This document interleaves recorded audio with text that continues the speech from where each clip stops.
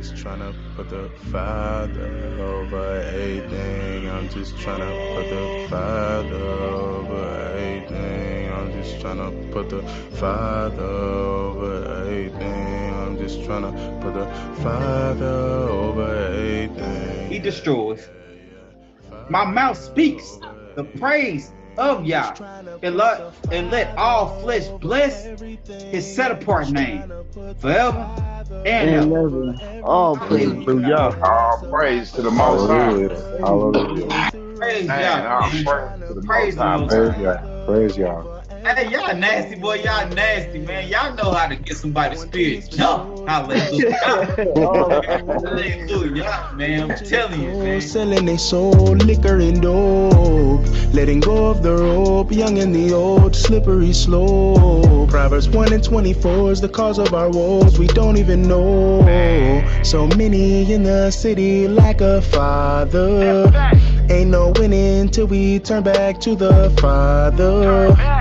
No quitting, remain willing to go harder for the You got good people out there. You still got to follow the commandments. the money come with problems and we got no way to solve them. If you got it, then you got them. Best believe that, bro. Open up the Bible, you will find yourself And inside it. this is the message which we have heard from him and announced to you, that Elohim is light, and in him is no darkness at In the all. scriptures, love life and put the Father over everything. I'm just trying to I was thinking when actually since you said that, I was looking at Psalm 66, and that's what is going on.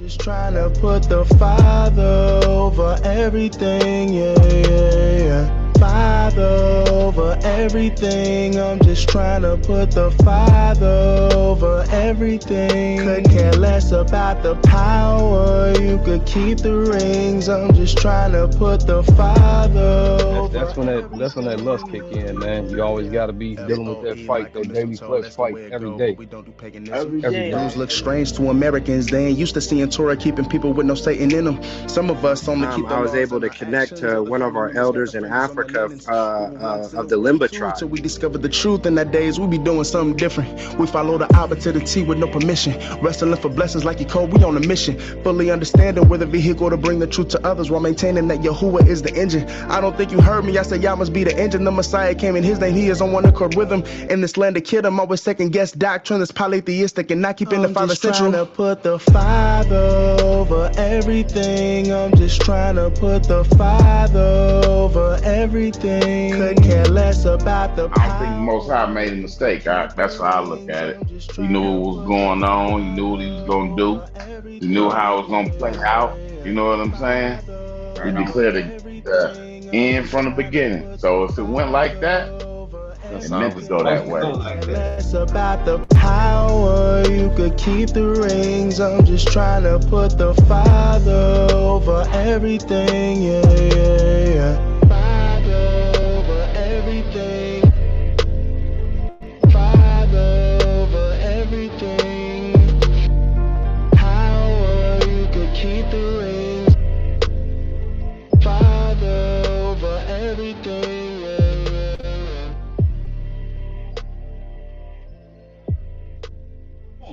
yeah, I know y'all Hebrews, and I know it's late. So, Shabbat Shalom. I love y'all, man. I Oh, Love, love bro. you Too, too. bro. yeah. Love, brothers. Hey, Shabbat.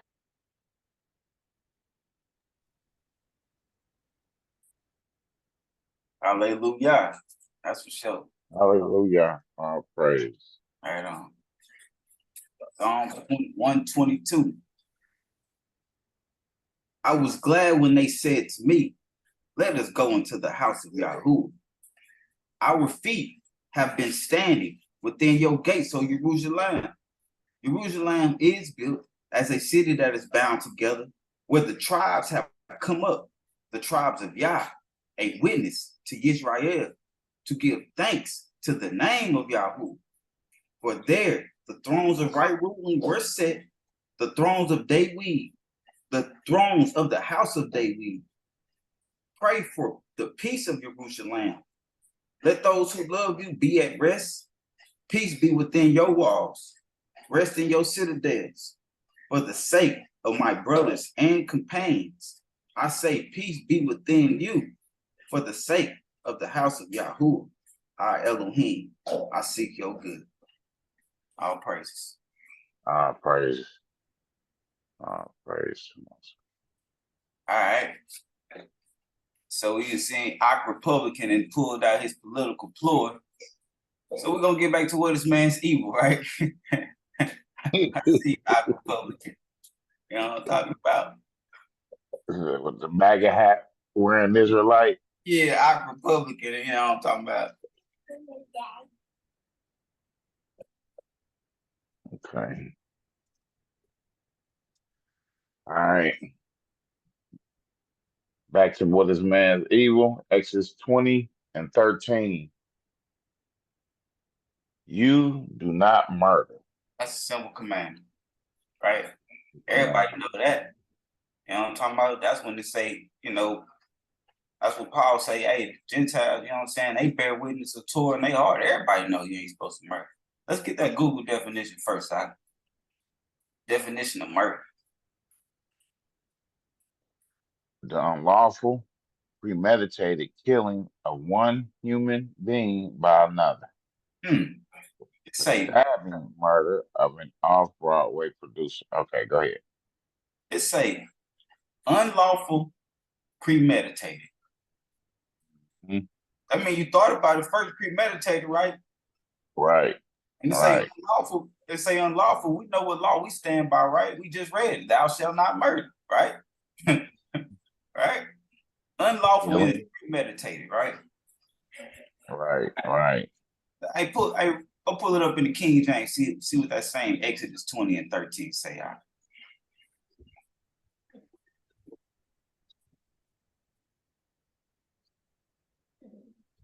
Thou shalt not kill. Thou shalt not kill. So we see we got a little switch up going, right? So we got the definition of murder. It say unlawful and premeditated. But when we read James, it say thou shalt not kill. Right? Now let's get that thing in the Strong's then when we talking about kill, right? Strong 7523.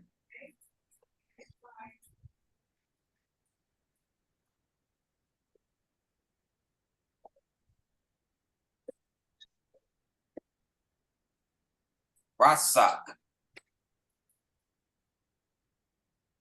Let's see. Roll down. Yeah, Rasak, to murder, slay. To murder, to slay. I don't see kill nowhere. Go ahead, keep rolling though. You see right here on the right where it says Exodus 20:13, you shall not murder. I think that's New English Standard. King James Version, thou shalt not kill. International, shall not murder. You see, it's different. It's a difference. Okay. Right. Or premium root. You said the premium root? Yeah. Murder, lay. Yeah, what? Kill. Yeah. I'm gonna just read it out this out the book. Like you said, y'all seen the word Rasak, right? To dash in pieces. An example, kill a human being, especially to murder. Especially to murder. So, you know, we know what especially mean, right? Right? It means we singling out that single thing out of everything that we read. It says especially murder. We're singling that out. That's what especially means, to single something out specifically, right? There you go, right there. The Strong's Exhaustive Concordance, a primitive root. That's what we just read. To dash in pieces, in example, kill a human being, especially to murder, right? Right. So now we know what we're dealing with. Now we see, you see how the King James do it for us, you know what I'm saying? But we just want to pull it out accordingly, right? It means to murder, right? And we see what murder means. Right. Unlawful, premeditated, right? Let's get to the scripts now. 2 Samuel 11. Right. King James will have you think you can't even kill a bug that's coming around, huh?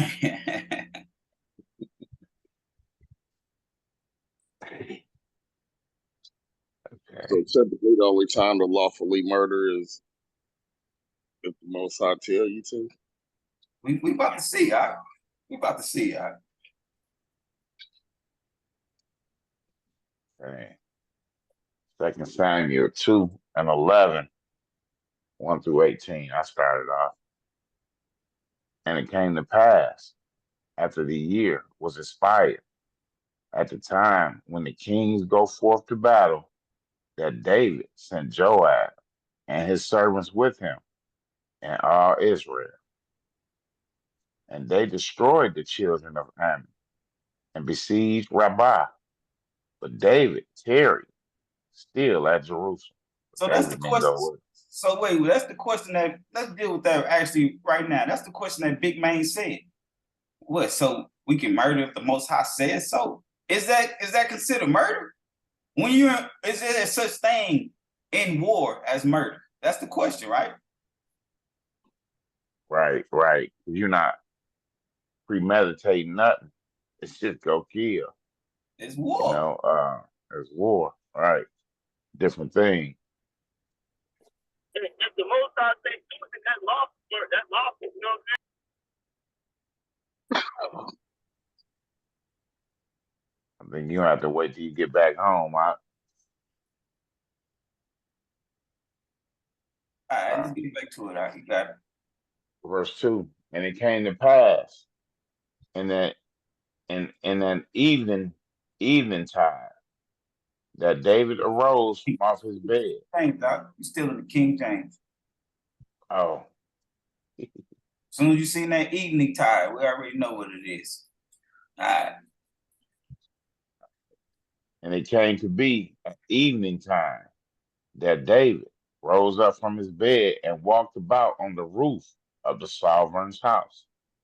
And from the roof he saw a woman bathing. The woman was very good to look at.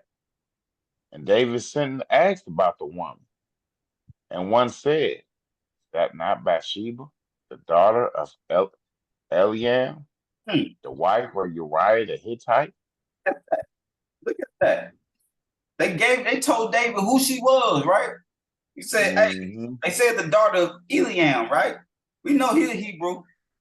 But then she said the wife of Uriah the Hittite. He got a Hebrew name, probably name changed, but he's clearly a Hittite, right? So we see how David's mind already working. Go ahead. Right. And David sent messengers to fetch her. And she came to him, and he lay with her. So she was cleansing herself from her uncleanness. And she returned to her house. Hey, well, the brothers, the kids that I have, many kids that I have, they say for she was cleansing herself from her uncleanness, right? That means she was fresh off her period. It's ovulation time. That's what that means. Go ahead. And the woman conceived and sent and informed David and said, "I am pregnant." So this had to at least be a month later, right? You know, she ain't just gonna instantly sleep with him and know she's pregnant, right? Right.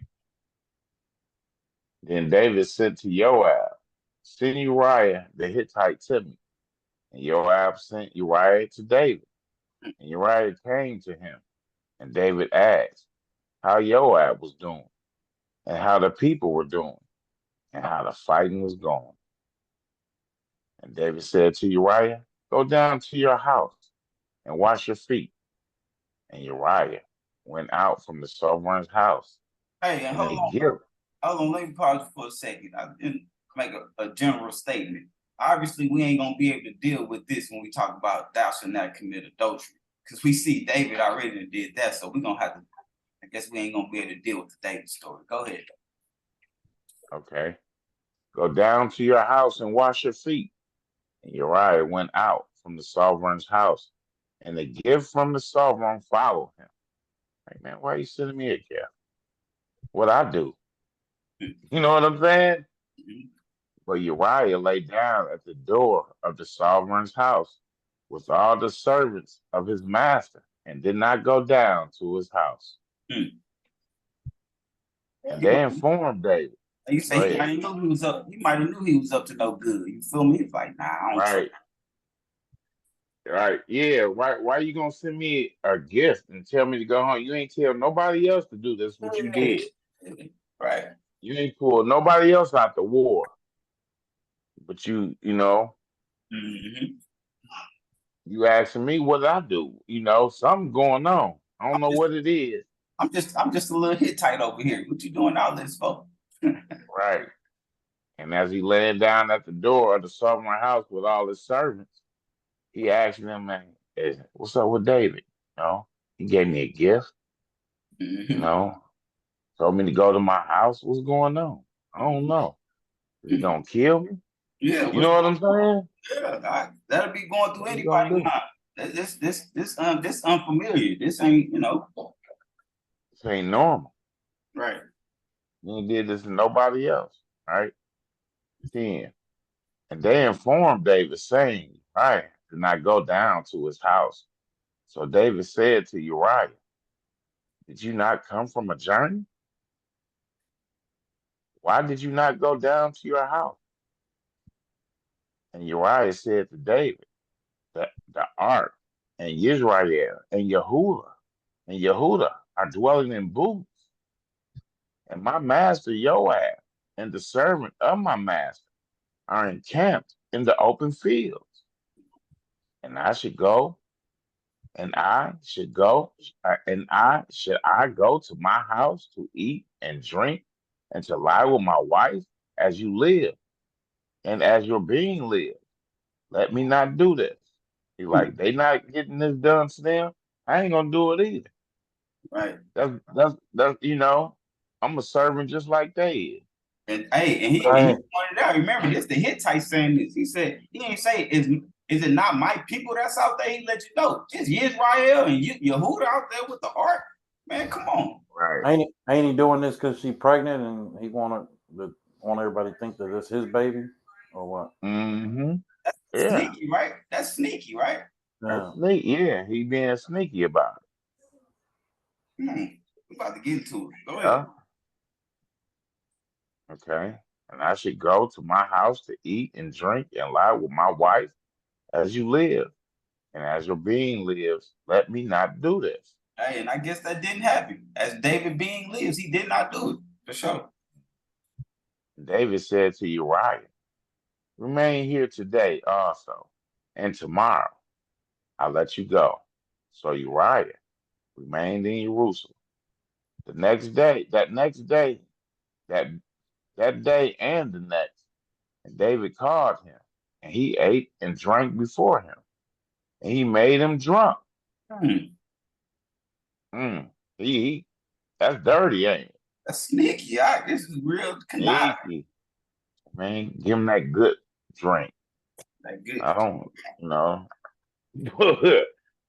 he think it's wine, put a little strong up in there. Yeah, he's sipping that strong drink for sure.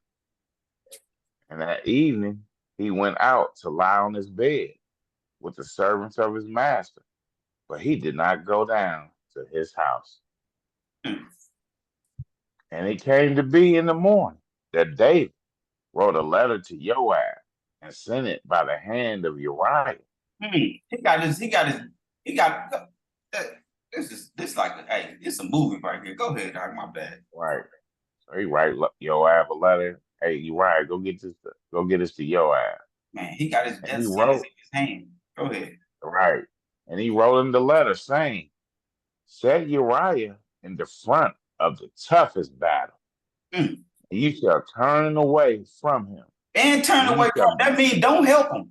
That means don't help him. And he shall be stricken and shall die. Hold on. That's dirty.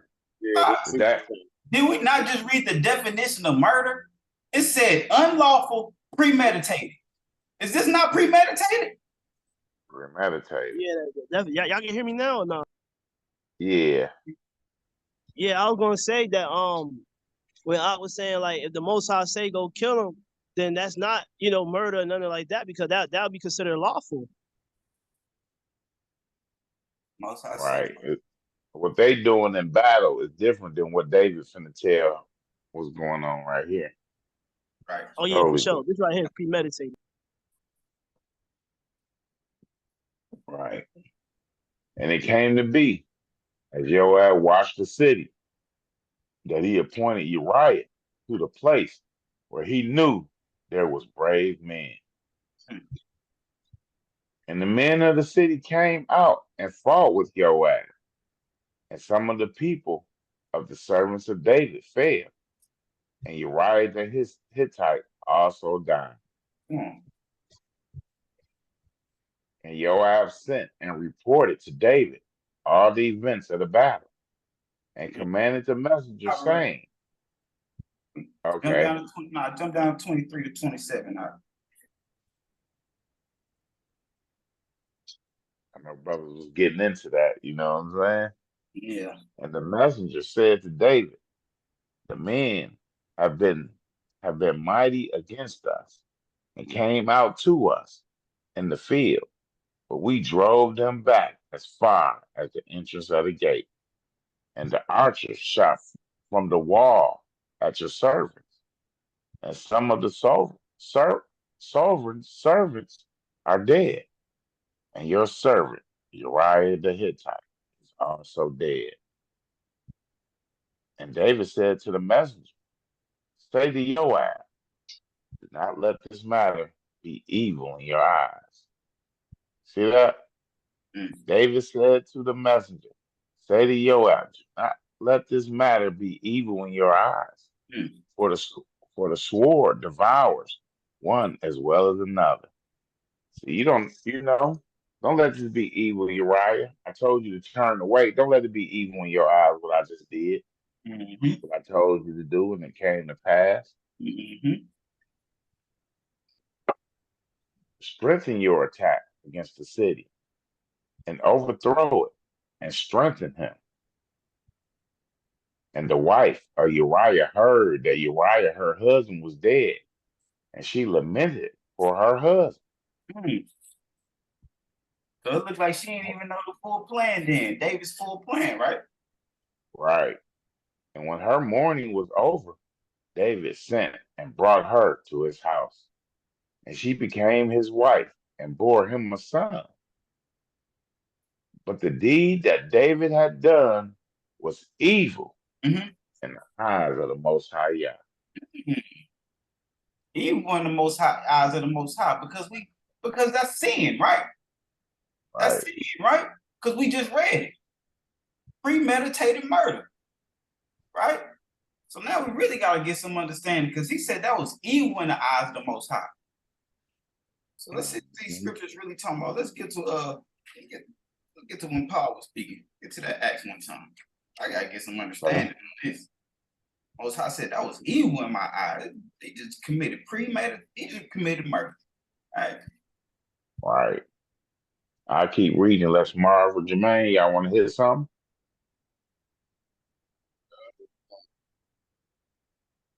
I can read. Okay. We're gonna hit this Acts 13, 16, and 17, then we're gonna jump. All right. My battery low. My battery low on my computer. Hold on, I gotta go plug it up. Okay, I'll let you get the next one then. I'm gonna start it. That way we can All right. Get this one. Okay, go ahead. 16 and 17. Shaul standing up and motioning with his hand said, men, Yerelis, and those fearing Elohim, listen. The Elohim of this people, Israel, did choose our fathers and exalted the people in their sojourning in the land of Mishraim. And with a high arm, he brought them out of it. Right. Come down at 21. With a high arm, the Most High brought them out. Right? For sure. 21? Yes, sir. 21, yeah. 21 and 22. But then they asked for a sovereign, and Elohim gave them Shaul, the son of Quish, a man of the tribe of Benjamin, for 40 years.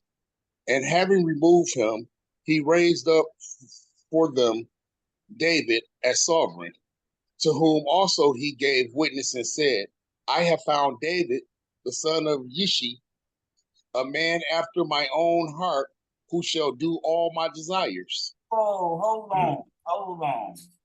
We just seeing that this man just committed murder, right? But the Most High said, this is a man after my own heart. We got some understanding on that, man. But we just witnessed this heinous act. We see how you try to do that slick stuff at first, right? And then when the slick stuff wasn't accomplished, what'd he do? Commit murder. Not to mention he committed adultery, but y'all might not see that as adultery, but we're gonna smash him. Be patient, right? All right. Well, nothing. I ain't gonna say nothing. You know what time it is. Yeah, I know he's reading that, like, that's not adultery, but we're gonna get him. We're gonna get him. All right. Okay. 1 Samuel 13, 1 through 14. Want to keep going, Jermaine? Yeah. Okay. He was years old when he began to reign. And when he had reigned 2 years over Israel, Shaul chose for himself 3,000 men of Israel, and 2,000 were with Shaul in Michmash, and in the mountains of Bethel, and the 1,000 were with Jonathan in Gilab, what Gibeah of Benjamin, and the rest of the people he sent away, each to his tent. Okay, so again, we just read that the Most High brung them out with a high arm, right? But they wanted a king, right? And they put Shaul. Right. So that's what we're gonna start at, right? That's what we starting at. Go ahead, all right. And Jonathan struck the watchpost of the Philistines that was in Gibeah, and the Philistines heard of it. And Shaul blew with a shephar throughout all the land, saying, "Let the Hebrews hear." And all Israel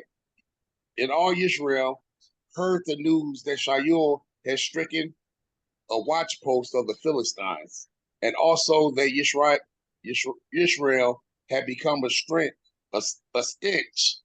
to the Philistines.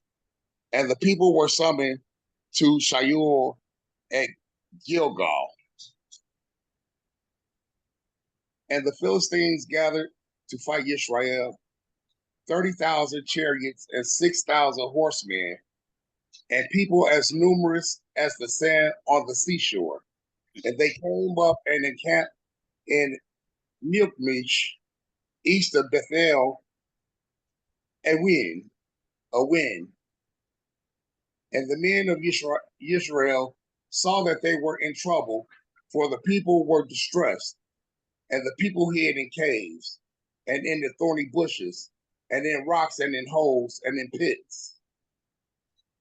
And some Hebrews passed over the Jordan to the land of Gad and Gilead, but were still in Gilgal, and all the people followed him trembling. See that?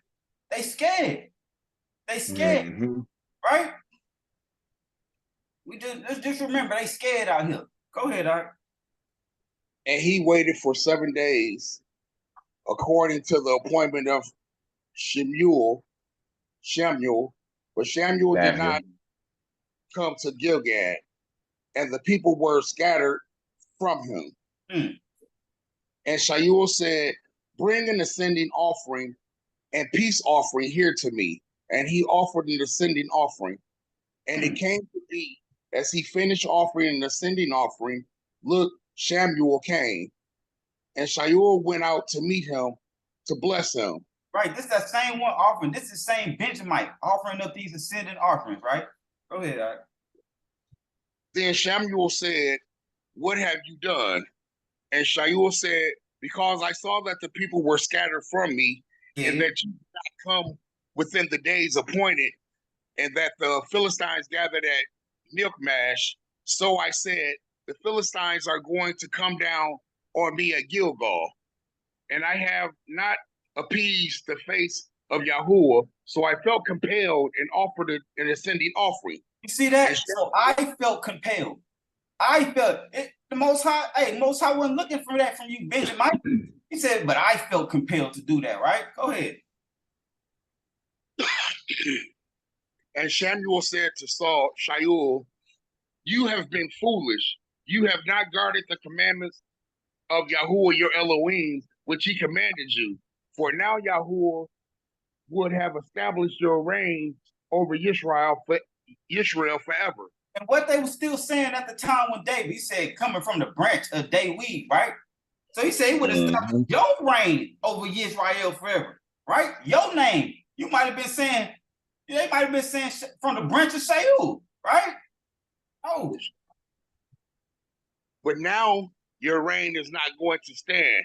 Yahuwah shall seek for himself a man after his own heart, and Yahuwah shall command him to be leader over his people, because you have not guarded what Yahuwah commanded you. You see that? First you running scared, and then you go offer ascending offers because you felt compelled to do it, right? And the people at this time was already asking for a leader. And the Most High told Shemuel, right, to anoint Saul, right? But the Most High said, now I'm going to find somebody after my own heart. You feel me? Okay. I'm going to find a fearless man, right?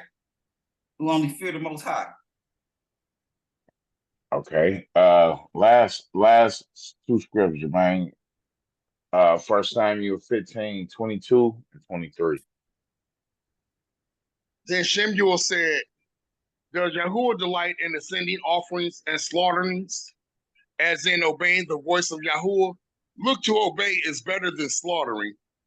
To heed is better than the fat of rams.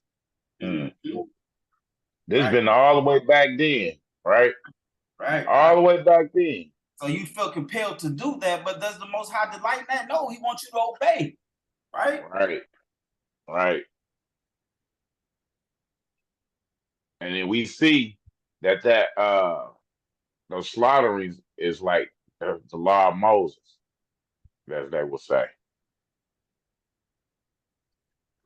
Because the Most High didn't require that. Go ahead. Right. Most High say obey. For rebellion is as the sin of divination, right? Divination. Nigga, you know, that's that black magic, right?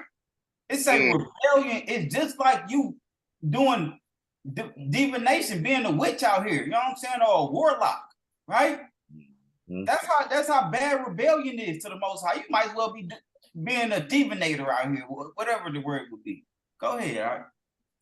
We'll start that one over. For rebellion is as the sin of divination, and stubbornness is as wickedness and idolatry. Wow. Because you rejected the word of Yahuwah, he also does reject you as a sovereign. Wow.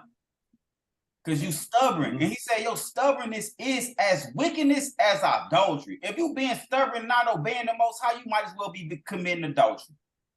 Come on, man. Come on. Most High tell you to do this, and you still, nah, I'm going to do what I want to do. I feel compelled to do this. Your stubbornness is as idolatry, man. Not obeying the Most High, you might as well say I'm committing adultery, man. Okay, you ready, Marv? Hey, can I say something? Like you said, that'd be like you committing adultery. Because adultery is when you worship another god. You know what I'm saying? Outside the Most High. So by you doing your own will, that's like you made yourself a god. You know what I'm saying? Right, right, for sure. Yeah, I'm ready. Okay. 1 Samuel 17, 12 through 15. Then we jump.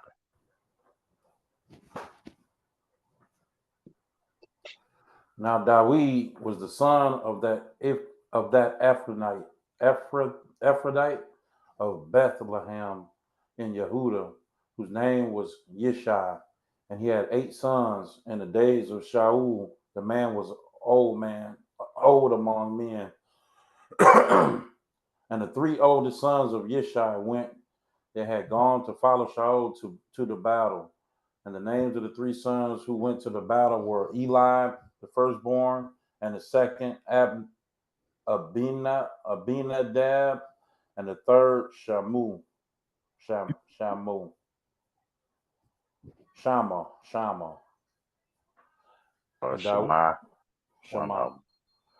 And David was the youngest, and the 3 oldest followed Shaul. But David went and returned from Shaul to feed his father's sheep at Bethlehem. Okay, jump down. I hit that verse 17.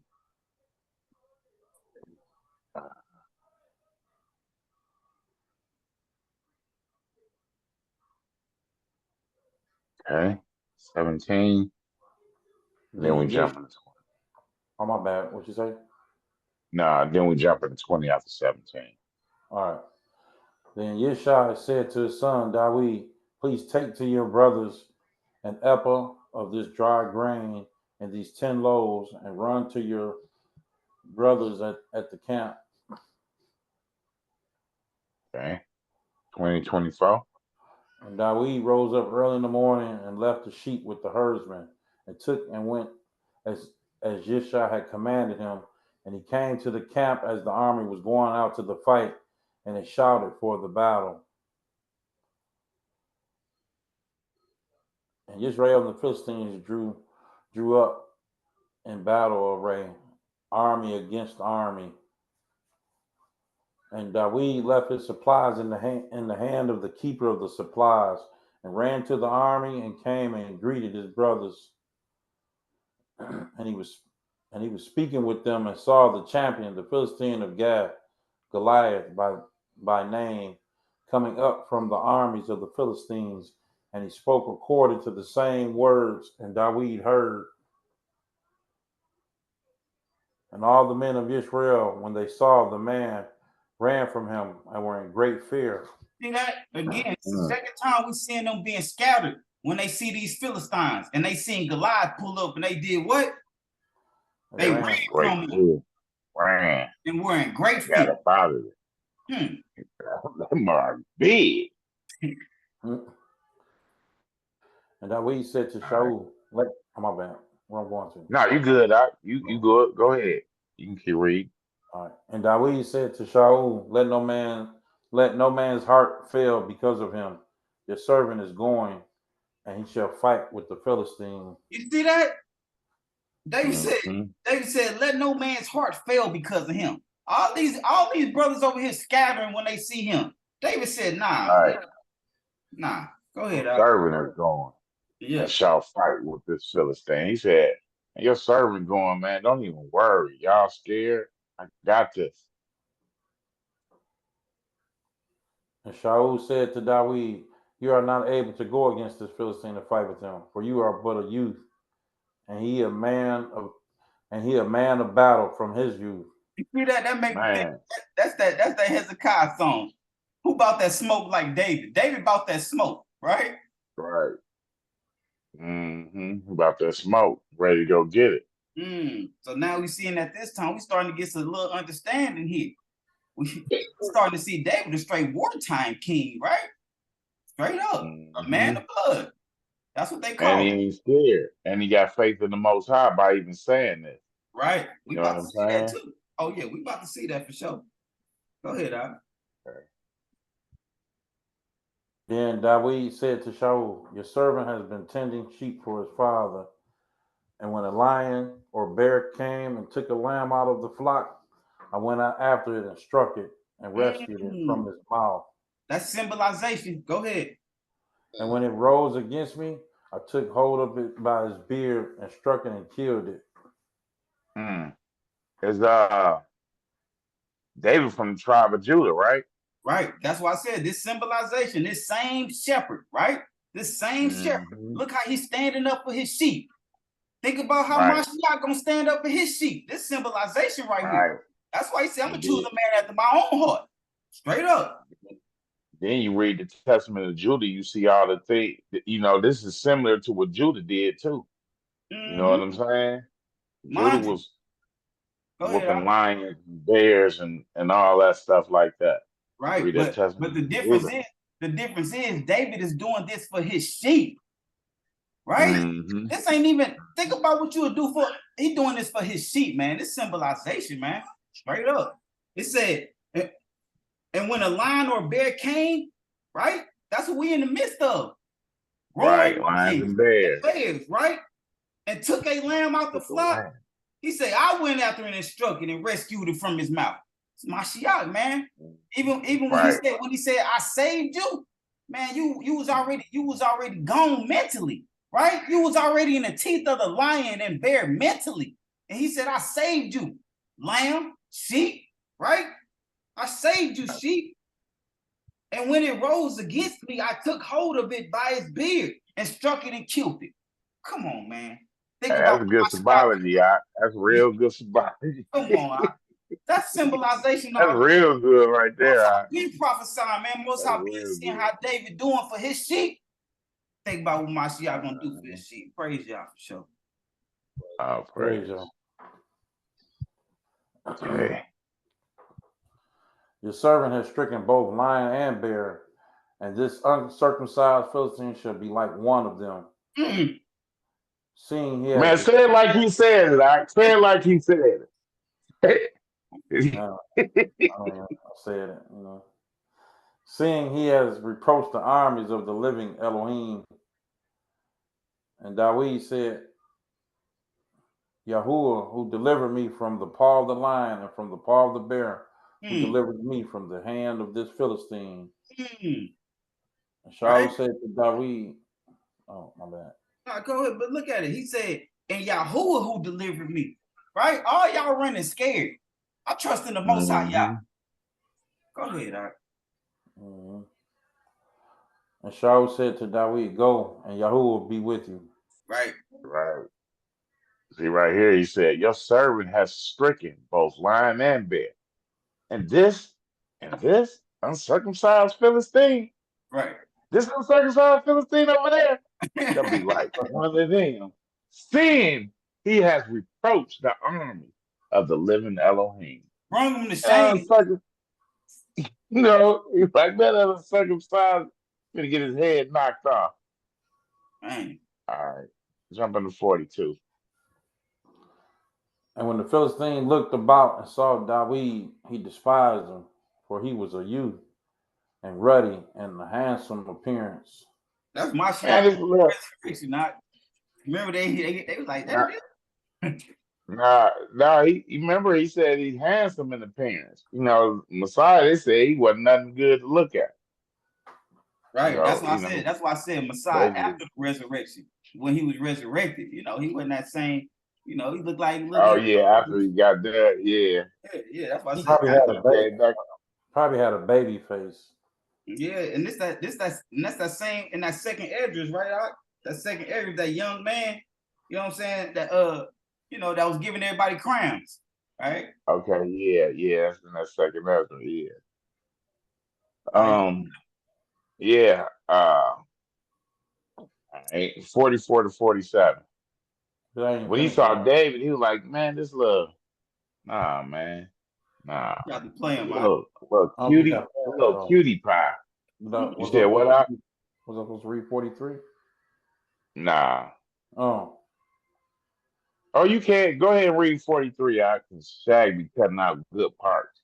Go ahead. I see. Hey, and then he gonna turn around and be like, man, you had it reading all day. I'm trying to help you out. You feel me? And the Philistine said to David, am I a dog that you come to me with sticks? And the Philistine cursed David by his mighty ones. Right. Hey, and that's what they do. I put that on everything. I'm about to smash this little David, little pretty boy. You know what I'm talking about? By his mighty ones. You feel me? Right. Oh, wait, it's 47 now. And the Philistine said to David, come to me, and I give your flesh to the birds of the heavens and the beasts of the field. But David said to the Philistine, you come to me with a sword and with a spear and with the javelin, but I come to you in the name of Yahuwah of hosts, the Elohim of the armies of Israel, whom you have reproached. Oh, now we starting to see a man after my own heart. It's straight wartime king. Now we starting to see that civilization also when Mashiach come back. That's why originally when Mashiach came, everybody was like Hosanna, but they thinking like he about to knock heads off the first time. That's why they had that in their mindset, right? Because we already seeing this prophecy. But I come to you in the name of Yahuwah of hosts, and I'm about to knock your head off, right? This is how he said. He said, but David said to the Philistine, dude, you come to me with a sword and with a spear and with a javelin? Dude, I come to you in the name of the Most High Yah. You know what I'm saying? Right. Let's get it. I come in the name of the Most High. Right. That's all I need. Go ahead, out 46 and 47. This day Yahuwah shall deliver you into my hand, and Mm. I will strike you and take your head from you, and give the carcasses of the camp of the Philistines today to the birds of the heavens and the wild beasts of the earth, so that all the earth know that Elohim is for Israel. So that all the earth knows that Elohim is for Yisrael. Come on, man. You can't make this up. And all this assembly know that Yahuwah does not save with sword and spear, for the battle belongs to Yahuwah, and he shall give you into our hands. All praises to the Most High. All All this praises. assembly gonna have knowledge. They gonna know that Yahuwah does not save with sword and spear. Come on. Because David ain't have none of that in his hand. He ain't have no sword or no spear, right? The battle belongs to the Most High, Yah. All praises. Okay. All praise. 2 Samuel 7, 8 through 13. I get it. And now, say to my servant David, thus says Yahuwah of hosts, I took you from the pasture, from following the flock, to be ruler over my people, over Israel. Mm-hmm. And I have been with you wherever you have gone, and have cut off all your enemies from before you, and have made you a great name, like the Right. name of the great ones who are on the earth. And that's what he took from Shaul, right? He said, now he basically said your reign, won't last forever, right? Your name won't last forever. And again, we still seeing this symbolization of Mashiach. He said, I took you from the flock, I took you from the pasture, from following the flock to be ruler over my people, Israel. Come on. That's why Mashiach said when I came to serve the first time, right? He was serving. That's what a shepherd do for the flock. Come on. And I shall appoint a place for my people, Israel, and shall plant them, and they shall dwell in a place of their own, and no longer be afraid. They were scared when they saw them Philistines, right? Mm-hmm. Neither shall the children of wickedness oppress them again, as at the first. Oppress them again as the first. So again, when Mashiach came, they already had that symbolization when Mashiach touched down, like, oh, we're not about to be oppressed. We're not about to be oppressed by these Romans no more. These workers of wickedness around us, right? So again, they thought Mashiach came the first time to knock heads off. Not understanding, you feel me? I had to save you mentally first. Come on, all y'all gonna be in the lake. You know what I'm saying? Even from the day I commanded rulers over my people Israel, and I caused you to rest from all your enemies. And Yahuwah has declared to you that he will make you a house. When your days are filled and you rest with your fathers, I shall raise up your seed after you, who comes from your inward part, and shall establish his reign. Come on, man. A man after my own. Now we see that prophecy coming behind that, right? This is Mashiach that he talking about. When he say, has declared to you that he will make you a house, we got to understand what he means when he say make you a house. What is this house that we talking about, right? And he said, when your days are filled and you at rest with your fathers, I shall raise up a seed after you who comes from your inward parts, right? That's your lineage. That's what he's telling you. That's coming from your lineage and shall establish his reign. Right. He does build a house for my name, and I shall establish the throne of his reign. This can't be talking about a physical house at all. This guy, when we talking about house, we talking about the assembly, those who worship in the Most High Spirit and truth. That's the house that we talking about. He does build a house. Those who worship the Most High Spirit and truth for my name. Come on. Is he talking about himself, his body, his temple? Tear down this temple. I'm gonna rebuild it in 3 days. Acts 13:23. Acts 13. Oh, we back to the Acts. Okay, yeah, let's get it. Okay. From this one seed, according to the promise, Elohim raised up Yisrael a savior, Yahushua, for refreshing. So we already seen when he said, "A man after my own heart, that shall do my desires," right? So we understood what the Most High desires was at that time, right? He wanted to watch Hakeem and gave you symbolization of Mashiach to come, right? So now we're starting to see what Paul's talking about. Go ahead. Okay. Okay, 36. 36 and 37. For David, indeed, having served his own generation by the counsel of Elohim, fell asleep, was buried with his fathers, and saw corruption. Did what up? Saw corruption. We just read about the corruption, the sneakiness that he did, and he committed murder, and he committed adultery, but not according to y'all man, right? So he's seeing corruption, right? But he whom Elohim raised up saw no corruption. But that's talking about Mashiach, the same one that you said, the seed that come from your lineage. That's the one that was raised up and saw no corruption. All praises, man. Okay. Genesis chapter 4, verse 1 and 2. All right, let's get back to the murder. We just have to get some understanding when we talk about David and man after my own heart. And we see that he was a murderer. We just had to get what you talking about. All praises, man. Okay. Genesis chapter 4, 1 and 2. Morning, Jermaine? Yeah, I hear it. Okay. And Adam knew Hawa his wife, and she conceived and bore Cain, and said, I have gained a man, Yahuwah. And again, go ahead.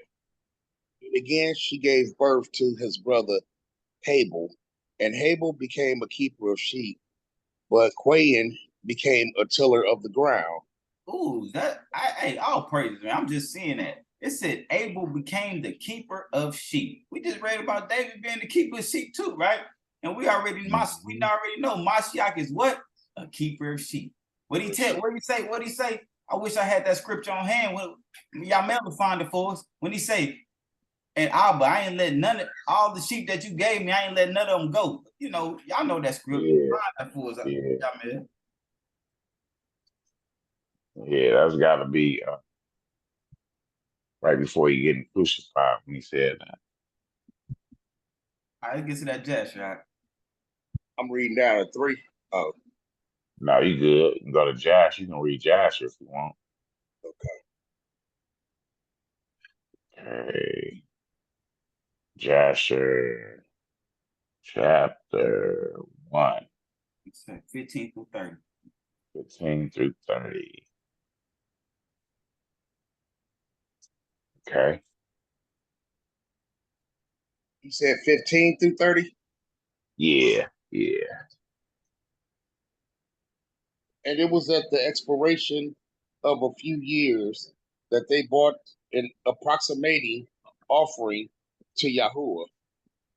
And Cain brought from the fruit of the ground, and Habel brought from the firstlings of his flock, from the fat thereof. And Elohim turned and inclined to Habel and his offering, and the fire came down from Yahuwah from heaven and consumed it. And unto Cain and his offering Yahuwah did not turn, and he did not incline to it, for he had brought from the inferior fruit of the ground before Yahuwah. And Cain was jealous against his brother Habel on account of this, and he sought to pretext to slay him. You see that? That the thing is, he could have brought the fruit of the ground, because we just read that Abel was a keeper of the sheep and Cain was a tiller of the ground, right? They got to work together, right? Mm-hmm. But his problem was, what it say? He brought inferior fruit from the ground. Right. Mm-hmm. That mean the fruit that had like little hole, you know, a bird might have nipped at it, you know what I'm saying? It probably deteriorated because it opened. These the ones, that's the type of fruit he bought, right? He didn't bring his best fruits, right? Right. So that's why the Most High ain't turn and look at that. It's like, look at what you're doing. The inferior fruit, really? You can only imagine the Most High, like, really? That's what you bring me? Man, come on. I ain't even gonna look and turn to that, man. Come on. I'm at 17. And then hold on. And then it say he sought pretext to slay him, right? Right. What we say murder was? Premeditation. Come on, man. Mm-hmm. All right, 17. And then some time after Quayin and Havel, his brother, went one day into the field to do their work, and they were both in the field, Quayin tilling and plowing his ground, and Havel feeding his flock. And the flock passed that part which Quayin had plowed in the ground, and it sorely grieved Quayin on this account. He approached his brother Havel in anger, and he said unto him, what is there between me and you that you come to dwell and bring your flock to feed in my land? And Havel answered his brother Quayin and said unto him, what is there between me and you that you shall eat the flesh of my flock and clothe yourself with their wool? Come on, man. Right? You getting, you know, I'm keeping you warm with this same flock. Why you stunned because they stepped on a little plant or something, man? Mm-hmm. 20. And now therefore put off the wool of my sheep with which you have clothed yourself, and recompense me for their fruit and flesh which you have eaten. And when you have done this, I will then go from your land as you have said. Come on. Come about that. That means regurgitate everything you ate too. And Quayin said to his brother Havel, surely if I slay you this day, who will require your blood from me? You see that? They talking greasy now. You know brothers getting arguments, right? They talking greasy. And he said, I've been wanting to kill you. I've been seeking pretext to kill you, right? Now I got an excuse. Now I got pretext to kill you. You know what I'm saying? Your sheep just walked all over my, you know what I'm talking about? Freshly plowed plants. You feel me? You see how that was in his heart, and he let it come out of his mouth. Exactly. Exactly. Blood for me. And he said, who gonna punish me for this? Who gonna punish me for this? 22. And Havel answered Quayin, saying, surely Elohim, who have made us in the earth, he will avenge my cause, and he will require my blood from you shall you slay me. For Yahuwah is the judge and arbiter, and it is he who will require man according to his evil. Requite man according to his evil, and the wicked man according to the wickedness that he may do upon earth. Do you see that? Havel like, man, I know you can kill me. You know what I'm saying? You've been tilling that ground. Think about tilling the ground. That takes work. That's gonna build muscle. Right. You see David, when the Philistines seen David pull up, he like, this little pretty boy. It don't take a lot of muscle to be a shepherd of sheep. It don't take a lot of muscle. You feel me? But David said, hey, I got the Most High behind me. You feel me? I'm strong. I can whoop lions and bears for my sheep. And we see in this same thing, hey, we're like, yeah, I'm gonna till the sheep. So yeah, you might can run down on me, but the Most High gonna avenge that for sure. 23. And now if you should slay me here, surely Elohim knows your secret views, and will judge you for the evil which you did declare to do unto me this day. And when Quayin heard the word which Havel his brother had spoken, behold, the anger of Quayin was kindled against his brother Havel for declaring this thing. Wickedness. And Quayin hastened and rose up and took the iron part of his plowing instrument, with which he suddenly smote his brother, and he slew him. And Quayin split the blood of his brother Havel, spilt the blood of his brother Havel upon the earth, and the blood of Havel streamed upon the earth before the flock. Come on, that's that innocent blood. And it said, streamed upon the earth before his flock. Is that more symbolization that we see here? I'm just asking right here because I'm just asking. All praises. Come on, Mashiach covered in the blood of Mashiach, streamed before his flock. Is everybody covered in the blood? Come on. 26. And after this, Quayin repented having slain his brother, and he was sadly grieved, and he wept over him, and it vexed him exceedingly. See that? And it said he repented. That means he knows. Right. It's sin. Right. It was on his heart. Right. And it said it vexed him exceedingly. Think about that. Think about anybody, unless you're a cold blood killer out here, you know what I'm talking about, and no type of righteousness dwells in you. Other than that, you kill somebody, man, that's always gonna be on your heart. It's gonna vex you continuously. I know somebody that hit somebody off self-defense, and it still vexes him to this day. And this off self-defense, straight up. 27. And Quayin rose up and dug a hole in the field wherein he put his brother's body, and he returned the dust over it. And Yahuwah knew what Quayin had done to his brother. And Yahuwah appeared to Quayin and said unto him, where is Habel, your brother, that was with you? And Quayin dissembled and said, I do not know. Am I to guard my brother? And Yahuwah said unto him, what have you done? The voice of your brother's blood cries unto me from the ground where you have slain him. For you have slain your brother and have dissembled before me, and did imagine in your heart that I saw you not, nor knew all of your actions. Saying you have dissembled before me, right? He said you hiding your true motives. That's what that means. You hiding your true motives before me, right? Now that's why now we understand when they say confess your sins, before the Most High in that song, right? Because you know, anybody that say they have not sinned, they're lying. You hide your true motives, right? And imagine in your heart that I ain't even see it. Come on, man. That's wickedness. And like he said, he knew what he done, but he asked him anyway, what did he do? Just to see if he was going to tell the truth. Right. But remember, because he said before, he said he repented. So he really didn't repent, because if he was really sorry, he would have just came out and said, man, I'm sorry, I did it, That's a good point. Raise them up. Right. Proverbs chapter 5, verse 21. For the ways of man are before the eyes of Yahuwah, and he considers all his paths. Right. So that's what he's telling you. He's like, and you thought in your heart that I didn't know your actions, right? The ways of man are before the eyes of the Most High. I see his Most High say, I see everything. Hebrews chapter 4, verse 13.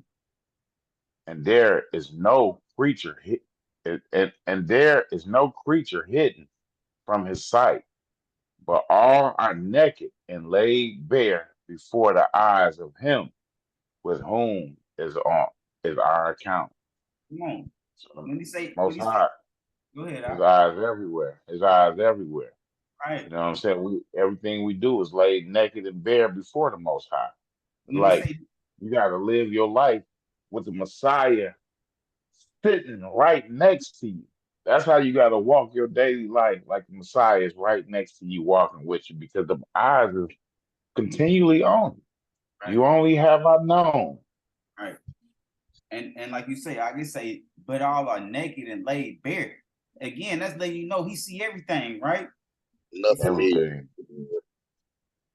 Nothing hid. You might as well confess it. I did it. I did it. Instead of trying to hide it. You know what I'm saying? That's why Maul brought up a good point. That's not true repentance. You feel me? Because you're gonna confess that to the Most High. Yeah, that's forgive me. You know what I'm talking about? You repented in your heart because you knew you did wrong. but you ain't really truly repent. That's a good point, Mark, for sure. All right, Deuteronomy 27, 24, and 25. Cursed is he who strikes his neighbor secretly, and all the people shall say, Amen. I mean, and that's for sure. That's how you want me to say it? That's how you want me to say it? I'll praise to the Most High Yah. I mean, for sure. Amen. Amen. You know how, I get amen. Church say amen. Cursed is he who takes a bribe to strike an innocent being, and all the people shall say, Amen. Amen. Hey, that mean our people been assassins out here. That's what that sounds like. That's about taking a bribe and strike an innocent being. That's what assassins do. For sure. Okay, Matthew 26. Get to the New Testament. You ready, Marv? Let's try to get another example of, taking a bribe and striking an innocent being, Okay. Yeah. Matthew 26. You know, I mean, from y'all man, he over there committing adultery and murdering. Let me find out. How you got bodies on you. You know what I'm saying? Where I'm at. All right. We starting Matthew 26, 1 through 4, then we jump. And it came to be when Yahuwah ended all these words, he said to his taught ones, you know that after 2 days the Pesha takes place, and the son of Adam is to be delivered up to be impaled. Then the chief priests and the scribes and all the elders of the people came together at the court of the high priest, who was called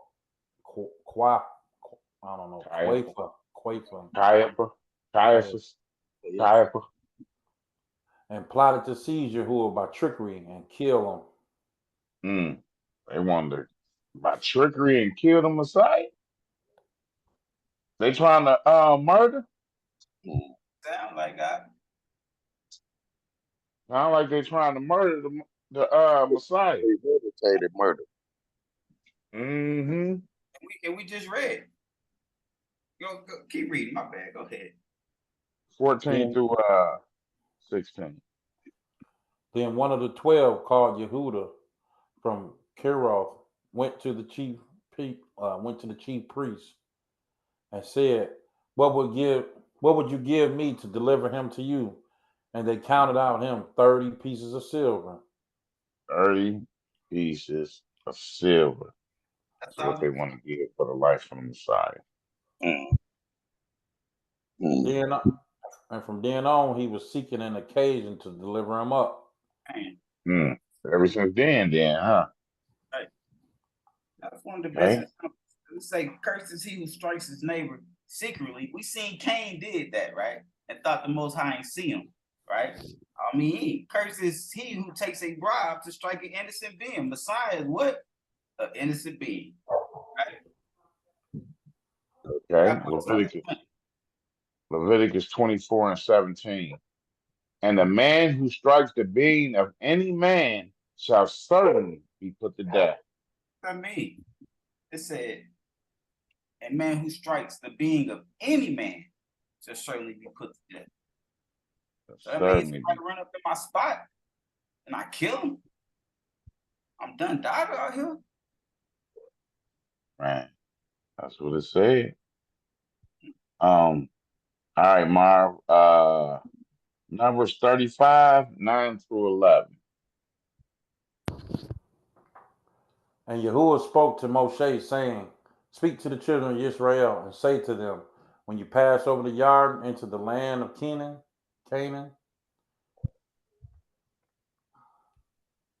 then you shall choose cities to be. Wait, my bad. Then you shall choose cities to be cities of refuge for you, that the manslayer who struck someone mistakenly shall flee there. Most High give you an out. Is that what we see? Say mistakenly out. So that means when we read murder, it said premeditated. It says right. right? Who struck someone mistakenly shall flee. Right. This is again when we was policing ourselves. We had this conversation before. We don't get back to it. Mm-hmm. Okay, 16, jumping to 16. Okay. 16 and 24. But if he has stricken him with an instrument of iron so that he dies, he is a murderer. He's a what? A murderer. So that means Cain is a what? A murderer. Did he not premeditate, and did he not pick up an instrument of his tools that he plows the ground with and kill Abel? He's a murderer.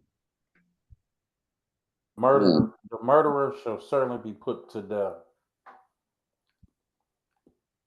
So we see, hey, we're gonna continue to deal with this put to death.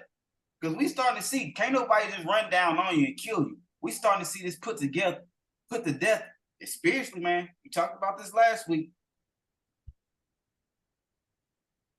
Okay. I'll 24. Go ahead. And if he has stricken him with a stone in the hand by which one could die, and he does die, he is a murderer. The murderer shall certainly be put to death. You think somebody just gonna be able to run up on you and be like, hey, you murdered him. We about to kill you. It's spiritually. I'm telling you, go ahead. I know if I actually kill somebody, I ain't gonna just sit around and let somebody come gather me up to come put me to death. Come on. Okay. Or if he has stricken him with a wooden instrument that could kill, and he does die, he is a murderer. The murderer shall certainly be put to death. The revenger of blood himself puts the murderer to death. When he meets him, he puts him to death. So I got redeemer of blood in mind. So when I see redeemer of blood, y'all know who instantly, we think about the redeemer of blood. And they say when he meets him. When he meets him. So you talking about the brother or the father. You know what I'm saying? Right. I know. Right. But vengeance is of the Most High; He shall repay. Right. So again, we take this spiritually. It's another redeemer of blood for sure, and you will meet him one day. Go ahead, Alex. And if he thrusts him through in hatred or throws an object at him while lying in wait so that he dies, or in enmity, he strikes him with his hands so that he dies, the one who strikes him shall certainly be put to death, for he is a murderer. The revenger of blood puts the murderer to death when he meets him.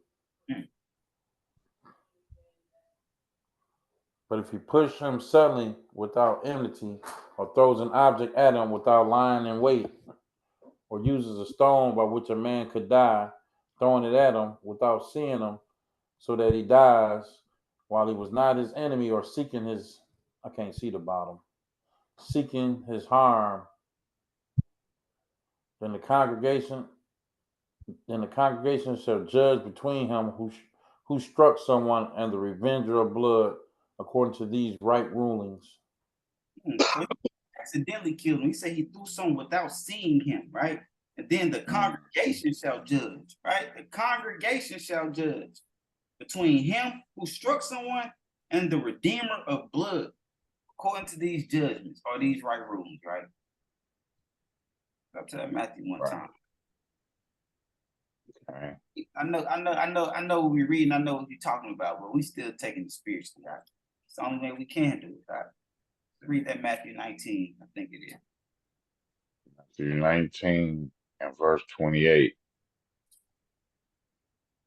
And Yahushua said to them, truly I say to you, when the Son of Adam sits on the throne of his esteem, you who have followed me in the rebirth, right?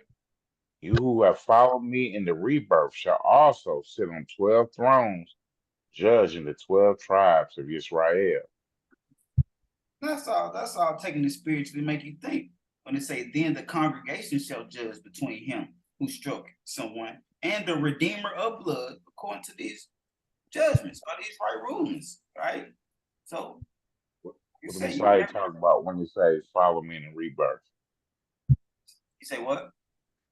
What the Messiah talking about? Those who have followed me in the rebirth. I mean, after you get baptized, or be a new creature, follow the Messiah.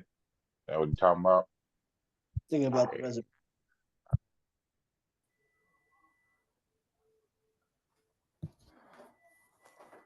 He knew Judas wasn't gonna follow him. That's why. He knew Judas wasn't. That's why he said, "Those of you who follow me." Okay. Uh, Numbers 35 and 30.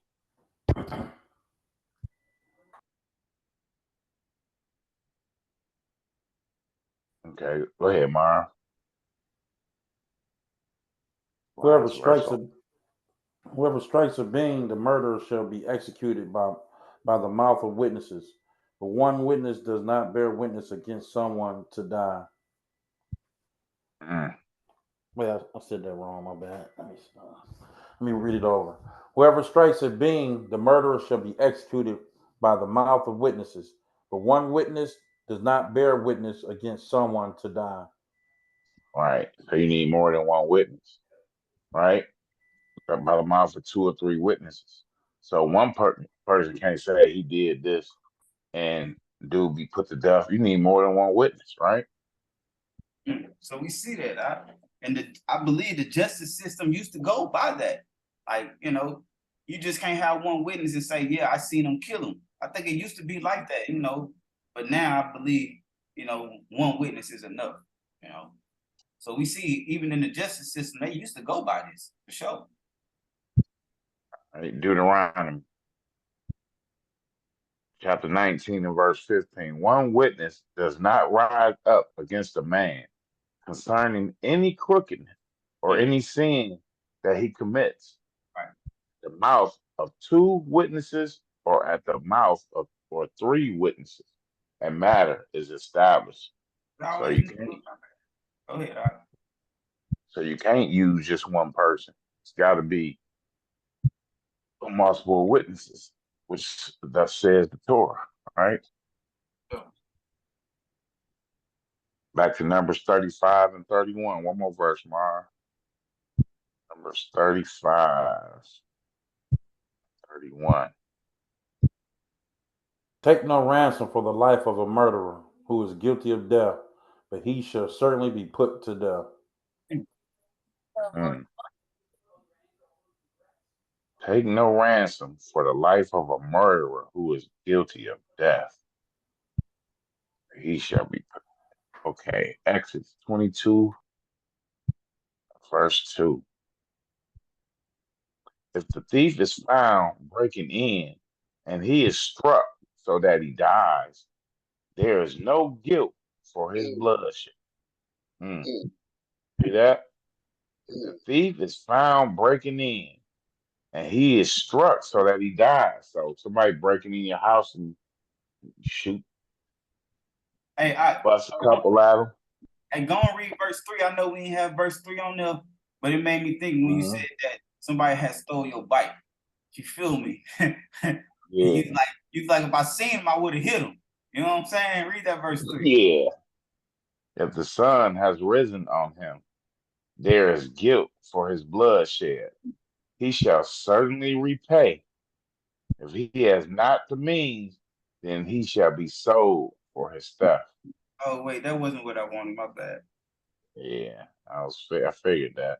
Never mind. Scratch that. Go ahead. Jump to the next So if one. the thief is indeed found alive in his hand, I jumped to where we need to go. I thought that was what I wanted. okay. Let's stick with that. Read that 22 again. Read that 2 again. So, because I remember we had read that Leviticus 24 and 17. Right? What it say? It say, if you kill any man. But now we're starting to see the right rulings, right? Thief is found breaking. Yeah, if the thief is found breaking in and he is shot in the head, that he dies, there is no guilt for his bloodshed. Okay. So now we see. Now we got a little understanding what that Leviticus 24 was talking about. Okay. Where we at? Jasher 71. Ready, Jermaine? That right there would have been considered a lawful killing. If somebody break into your house, you gotta knock their head off. Right. Right. You want to read your mail? Or you good? I don't know how good my son. I'm at the house, but I'm at my mom's house. I don't know how good. Y'all can hear me clear? Yeah, we hear you clear now. You want to read? Yeah, I can read. If I start breaking up, let me know, because you was like kind of speaking fast a little bit. Oh yeah. Yeah. Was I speaking fast to anybody else? No. Okay. My mom having crazy Yeah, service. you might be messed up. Go ahead, Jermaine. You can hit it. And when 128. okay. And when Moshe was 18 years old, he desired to see his father and mother, and he went to them to Goshen. And when Moshe had come near Goshen, he came to the place where the children of Israel were engaged in work.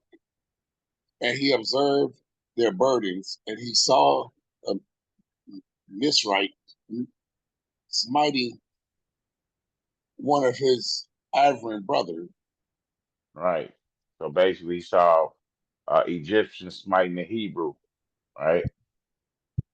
Mm-hmm. And when the man who was beaten saw Moshe, he ran to him for help. For the man Moshe was greatly respected in the house of Pharaoh. And he said to him, My Adonai, attend to me. This Mizrite came to my house in the night, bound me, and came to my woman, and now he seeks to take my life away. See that? Now, see, we only get it in Exodus, where he say he seen them smiting them, and then Moshe ran down on him. Yeah. Right. He said that this dude came in my house in the night. He tied me up and came in my woman in my presence. Come on, man. Imagine that. Right? Right. Now he said, now he enjoyed my woman so much. Now he want to kill me and take my woman. You know, this was an Egyptian thing. They'll kill the husband and take the husband's woman. That's why remember what Abraham and Isaac did, right? Right. Right. And that's what they used to do to us in slavery too. So it's the same thing. Right. Nothing new under the sun. And when Moshe heard this wicked thing, his anger was kindled against the Mizri. And he turned this way and the other. And when he saw that no man there, he smote the Mizri and hid him in the sand and delivered the ivory from the hand of him that smote him. And ivory went to his house, and Moshe returned to his home and went forth and came back to the king's house. And when the man had returned home, he thought of repudiating. He thought of repudiating, right? Repudiating. He didn't want to accept his woman no more. After he didn't seen that heinous act that Mizrite did, he said, I don't want you no more. For it was not right in the house of Yaakov for any man to come to his woman after she had been defiled. And the woman went and told her brothers, and the woman brothers sought to slay him. And he fled to his house and escaped. Hey, before we jump down to 8, so did Moshe commit murder? In y'all opinion, did Moshe commit murder? I just want to hear what y'all think. Because we see what this man did afterwards. We seen how he acted afterwards. So why you gonna run down on Moshe and be like, look at he smite me, now he want to kill me, and this what he did to my woman? You said that. You already knew you wasn't gonna be with that woman, but you said that just to give Moshe, you know what I'm saying, help you almost. You feel me? Because you ain't even have to bring that part up. Go ahead, what y'all think? I think Moshe didn't commit murder because it's written in the law: if a man is found lying with a woman, it said they shall be put to death, right? But the way he did it, but the way that Mizraim did it, it was evil and wicked, right? Any man would say that. he shall be put to death according to the Most High. And so that's what Moses did. He put him to death for the Anybody else? wickedness that he did, right? Anybody else got anything to say on that? I'm in between, but I might have to say he maybe committed murder for the simple fact that he had to look both ways, then he fled. So you know, They look both Yeah, ways. he Say knew what look he was both gonna ways. do, Boy, right? Yeah. you say when he look both ways, he premeditated not. yeah. Yeah. That's a good point, man. And he hit him. And he hit him in the sand, right? Good point. That's a good point. Yeah, that was in Everybody secret. see. That was in secret. Exactly. It wasn't no mistake. It wasn't no mistake. You know, maybe Nothing says because you run to another. Because this is just a story that the man told. Moshe never seen this. You feel me? Never seen that. Yo, Moses was looking for cameras. You say what? I said Moses was looking for the cameras, man. making sure no cameras around. Hey, he obviously. Hey, anytime it's a Hebrew around, that's a camera for sure. Real talk. and they sure looking too. And they showed him he's looking. He's looking for the camera, like, man, don't nobody see me. Everything. They can't hold water. Hey, you got the scriptures ain't on the screen no more. Yeah, we was talking a lot right there. Oh, okay. That's what happened when mothers getting to running their mouth. You know what I'm saying? Okay, that's what happened. Okay. Hey, I think I'm gonna hit 6 through 8. Yeah. Okay. 6, okay. And the women went and told her brothers, and the woman brothers sought to slay him, and he fled to his house and escaped. And the second day Moshe went forth to his brethren, and saw, and behold, 2 men were quarreling. And he said to the wicked one, why do you smite your neighbor? And he answered him and said to him, who has set you for a prince and judge over us? Do you think to slay me as you slay the misery? And Moshe was afraid, and he said, surely this thing is known. Right. Yeah, surely these rules can't hold water. Exactly. Yeah, that was like y'all Mel brung up. He looked left and right. That meant it was probably one person just looking in the distance. You feel me? And when he seen that, he went to tell everybody. You know what I'm saying? That's the cameras right there. There's one Hebrew. You only need one Hebrew in the camera. That's the camera to tell it all. Yeah, I can't see the old lady looking out the window. Right. Peeking out. Picking out them blinds. Right. Looking at the neighborhood. You know what I'm saying? What's going on out here? I know what it is. You know, it's that one house in that neighborhood, they got them blinds just look like somebody peeking out of it all the time. They ain't even looking out of it, but it's just so bent. Because they be looking out that mug all the time. Nosy lady house, right? So again, if anybody got anything to say about it, was it murder? Because it say, and then Moshe knew the matter was known and he fled. Right? Yeah. That was murder, brothers. Okay. Let's see what happened. Verse 11. 11. And the angel of Yahuwah took hold of the right hand of Moshe and brought him forth from Mizraim and placed him from without the borders of Mizraim, a distance of 40 days' journey. And Aaron. We can stop it right there. We can stop it right there. So that's what I'm gonna say. It wasn't murder. Because it say, and the angel of Yahuwah took hold of Moshe, right? And brought him forth. So it had to have, if the Most High dealing with it, it had to be some justification behind it. You feel me? Straight up. The angel of Yahuwah took Moshe and brought him forth 40 days distance. There ain't no way you're going to escape like that from Pharaoh and his army. You know what I'm saying? Without the angel of the Most High guiding you and taking you where you need to go. They say a distance of 40 days. Come on, man. You can't move that fast. On horse, on camel, nor on feet. Straight up. Yeah. Probably because he killed the wicked dude, huh? The dude was wicked. Wicked in the eyes of the Most High. The dude gave him the Wicked in the story. eyes of the Most High. The dude gave him the story, which Mosheh hearing this story, acted off. This is how I'm gonna put it. He acted off. Love your neighbor as you love yourself. You see, the dude was probably weakless. Helpless, weak. How somebody gonna come up and tie you up in your house? You feel me?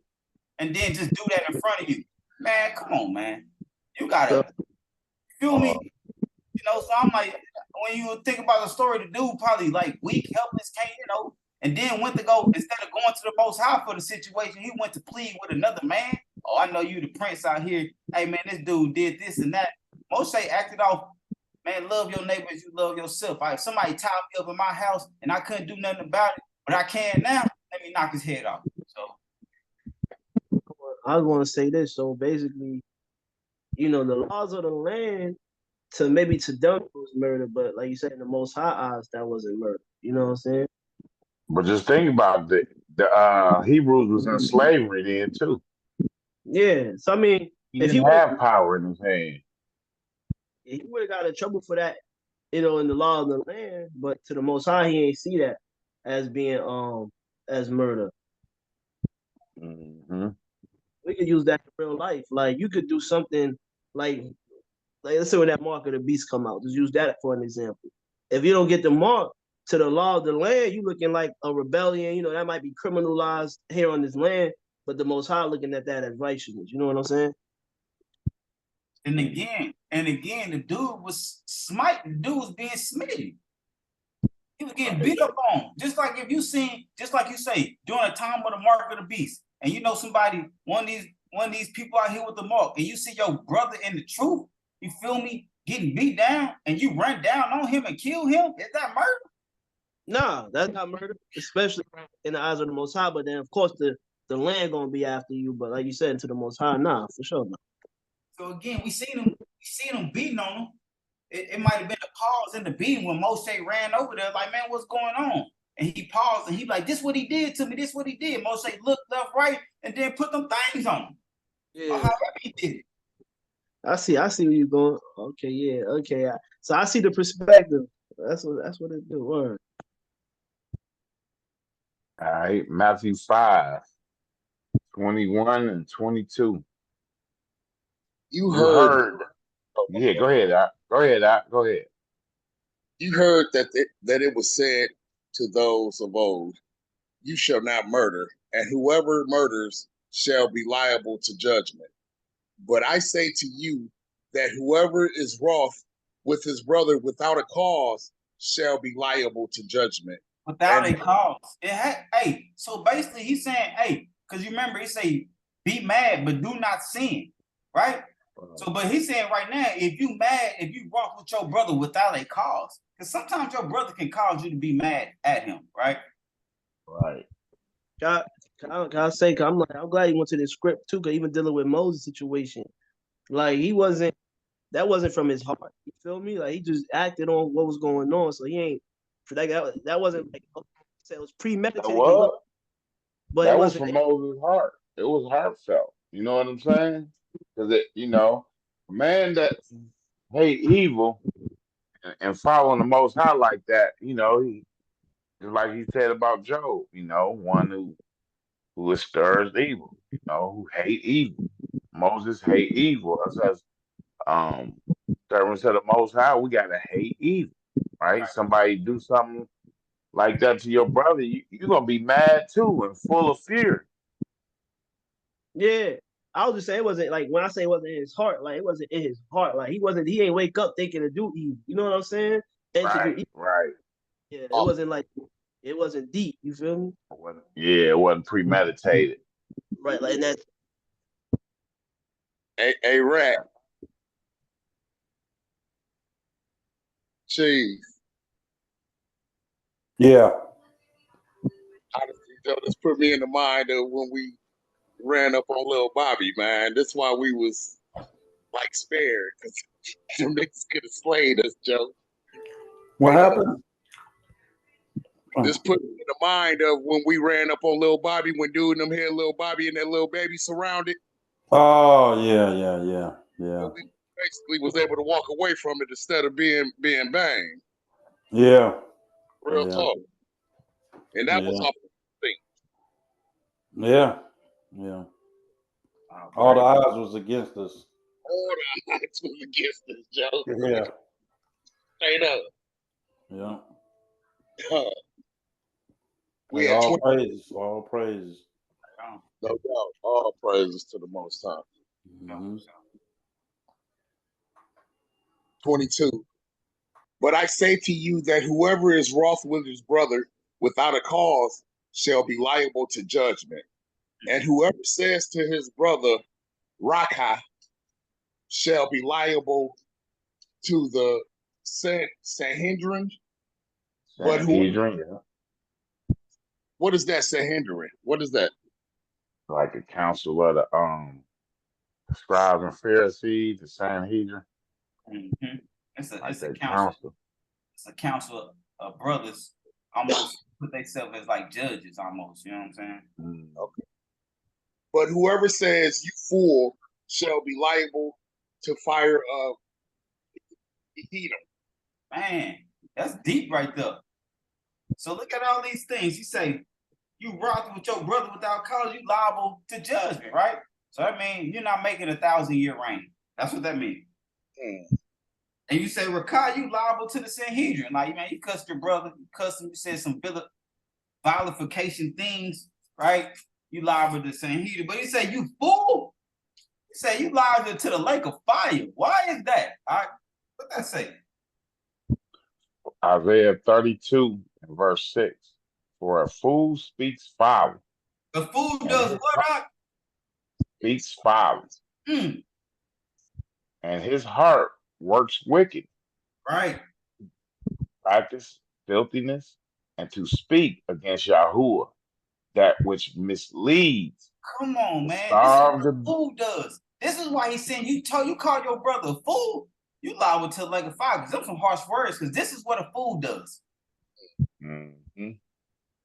To speak against Yahuwah, that which misleads, to starve the being of the hungry, and to withhold the drink from the thirsty. Wow. That's a fool. It said, I'm going to starve the being of the hungry, right? That means the soul that's searching for the truth, right?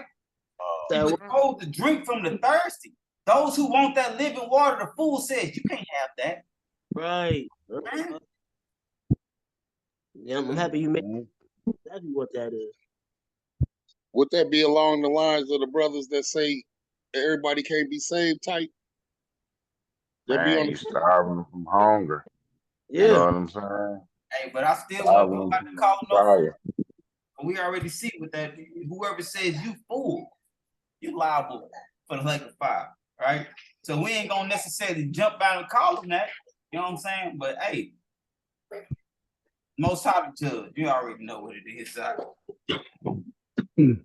Okay. Back to Matthew, man. 23 and 24. Okay, 23. If then you bring your gift to the slaughter place, and there remember that your brother holds whatever against you, leave your gift there before the slaughter place, and go first make peace with your brother, and then come and offer your gift. Man, we gotta always understand that for sure. But we still might be trying to go to the Most High in prayer, right? And go, inquire the Most High, or even might be asking for something of the Most High, right?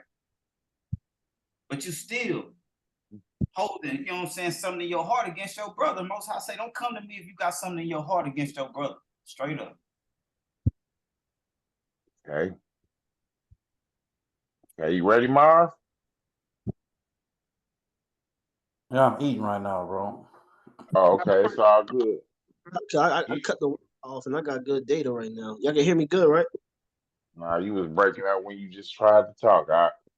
You know what I'm saying?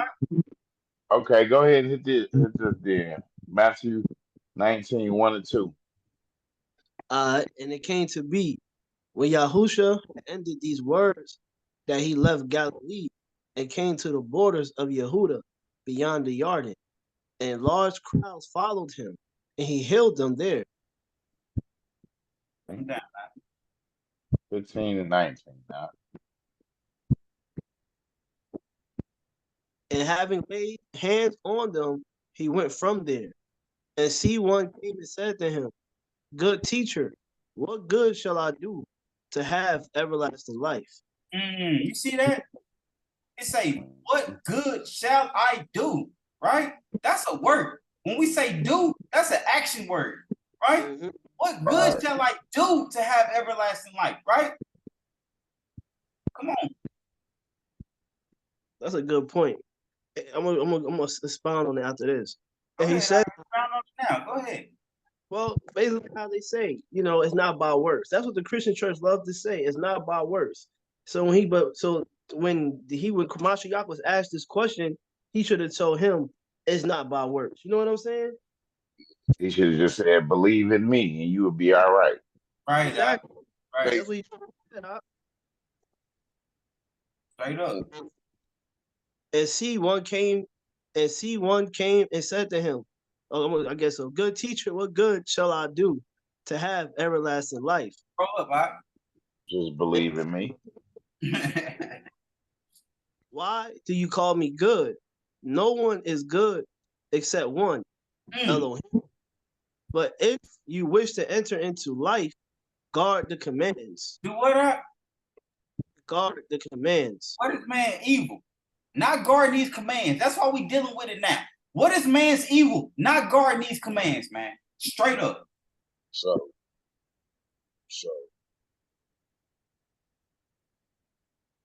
All right. I'm reading. Okay. And all the way to 19. He said to him, which? Yahuwah said, you shall not murder. You shall not commit adultery. You shall not steal. You shall not bear false witness. So them are all restraints, right? Restraints from evil, basically. And again, at this time, you couldn't tell nobody about the first 4 commandments. You couldn't tell them that because everybody was already, quote unquote, keeping them. I couldn't tell you, hey, make sure you love the Most High. I was like, man, I already do that. Hey, make sure you guard the Sabbath. Man, I'm in the congregation every Shabbat. You know what I'm saying? They was already doing this. But was they loving their neighbor? Yep. Yeah, but was they loving their neighbor accordingly? No. So that's why he specifically pointed out these commands, right? We talking about loving your neighbor accordingly, man, when he started pulling out these commands. Because, I see y'all keeping them first 4, quote unquote. But are you keeping these last 6? I like you pointed that out. I always wonder why he didn't go over the whole thing. So all praises up. Back in the day, you couldn't tell no Israelite that wasn't no Israelite keeping no Christmas. You seen how the Maccabees do. You feel me? Wasn't no Israelites, disregarding the Sabbath. Wasn't no Israelite dealing with no idols. You feel me? All these things, man. So you couldn't tell them that. But again, when it comes down to loving your neighbor as you love yourself, niggas out there committing adultery, murking prophets. You know what I'm talking about? I said prophets, right? Doing all the opposite of loving your neighbor. So that's what Mashiach came to show, preaching, show. And he kind of made it simple. He didn't get too deep with him because if I had to get really deep with him, and they were following the first commandment, love the Most High with all your heart, they would have been breaking none of them. But you know what I'm saying? But that was I get it. Because that's what he said. He said to him, which? And Mashiach brought out the ones that you don't keep, right? I know you're doing the first 4, but when you say which, let me tell you which ones that you need to make sure you keep.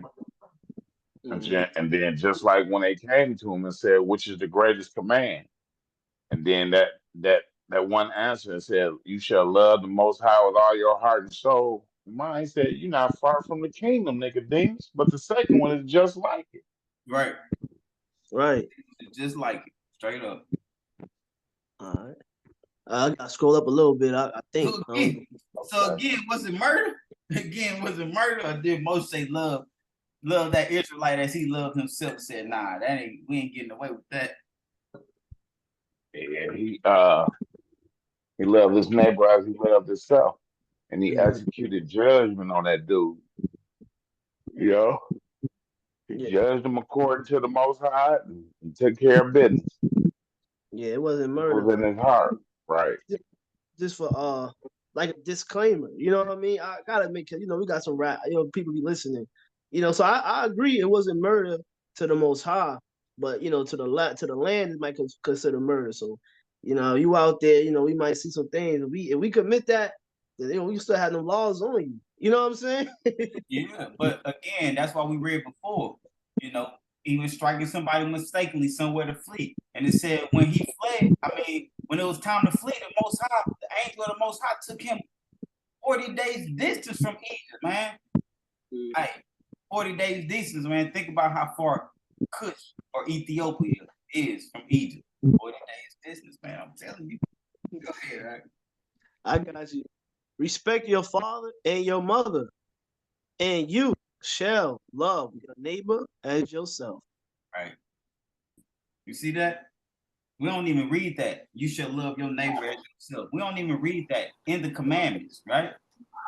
There's no commandment out these 10 that say you shall love your neighbor as yourself. But that's just bringing it out. You can go read in the Leviticus 19 and 18. It says that, right? Hey, when you had me go to 1 John, you meant just regular John, right? I meant regular John. You had to. I think 1 John 3:11 through 12. We're about to end it up right here. Love your 1 John 3. Okay, there we go. Okay, yeah, Mary, you can finish it out. Huh? All right. 11 and 12. Because you start eating. You see that? He read one scripture. He started eating. Hey, this is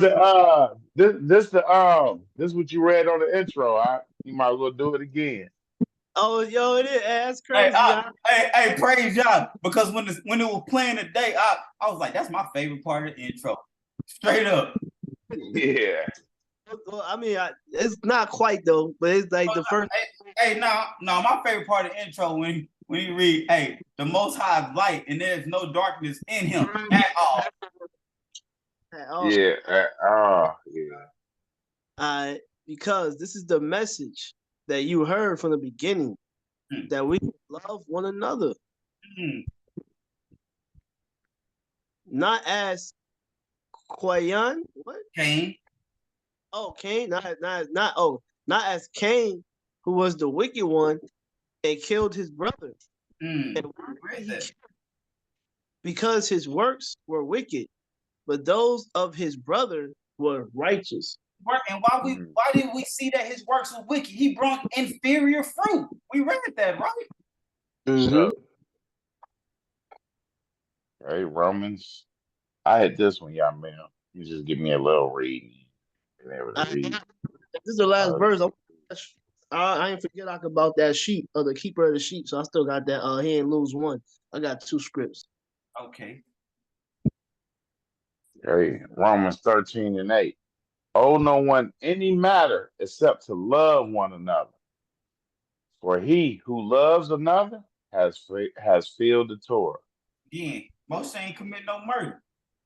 Go ahead. Verse 10. Love does no evil to a neighbor. Therefore, love is completion of the Torah. And we know what a neighbor is, right? You can go read the Samaritan story for yourself. Go ahead, Doc. And do this, knowing the time, that it is already the hour for us to wake up from sleep. Right. Right. That's the whole thing right there. Mm-hmm. Knowing the time. Knowing the time, having knowledge of the time, right? Everybody that come in this truth say, I know we're in the last days. Knowing the time, right? Right.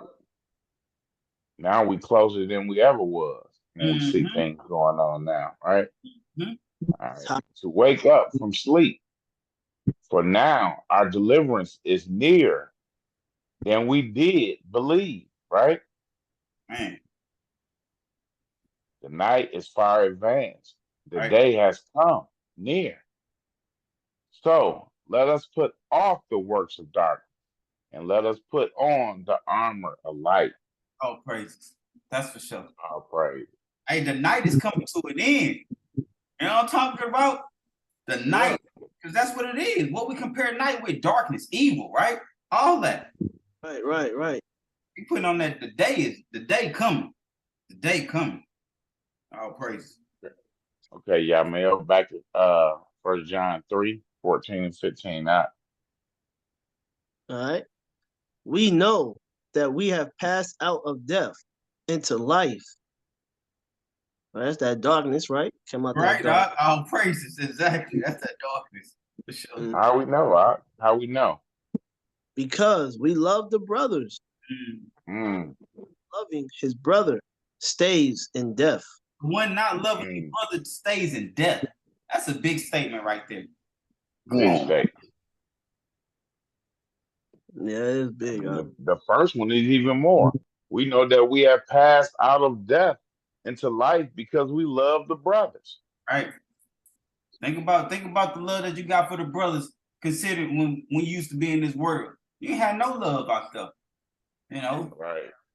Survival of the fittest, man.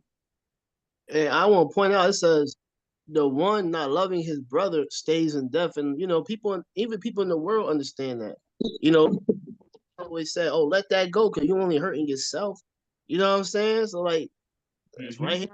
Tell you the same thing, And just like you said, that depth is darkness. He stays in darkness, right? He ain't seeing that light, that truth. Everyone hating his brother is a murderer. Hey, pause that right there. It's a comment anyway. Everyone hating his brother is a murderer, right? So now we starting to see what murder is again. If you hate your brother, you a murderer. Straight up. It's the same thing. That's what I ain't want y'all to think we was getting off track. Everyone hating his brother is a murderer. Straight up. Okay, and I'm gonna bring it back up. The one not loving his brother stays in death. So basically, you killing yourself, huh? Right. Because it says everyone hating his brother is a murderer. You killing yourself. Right. And you know that no murderer has everlasting life staying in him. Hey, thou shalt not murder, man. Praise Yahweh. All praise. That's straight up, all praise. Hey, I got that. That's the last script. Yes, sir. Yeah. I got that John chapter 10, verse 27 through 29, because I couldn't just keep it there. We're going, you know what I'm saying? Anyway. I'll pray. Bring it up. John chapter 10. Yeah, verse 27. We're going to stop at 29. Okay. It says, my sheep hear my voice, and I know them, and they follow me. And I give them everlasting life, and they shall by no means ever perish, and no one shall snatch them out of my hand. Symbolization we read earlier with that David. And he's snatching them sheep from them lions and them bells, man. Look at that.